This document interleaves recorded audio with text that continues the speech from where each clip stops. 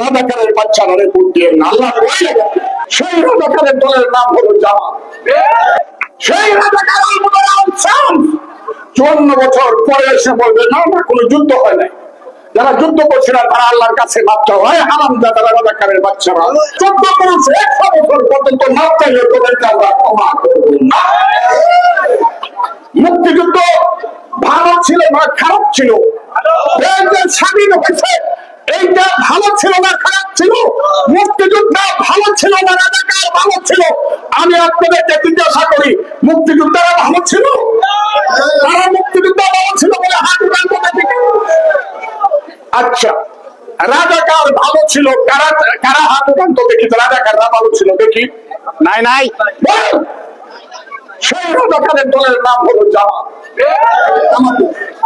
আল্লাহ ভয় লাগে, আপনাদের পায়ে হাত দিয়ে বলি, বুঝে গেছিলাম যে জামাত বুঝি মানুষ হয়েছে, কিন্তু এখন দেখি তারা হলো দিবক খারাপ বেঈমান।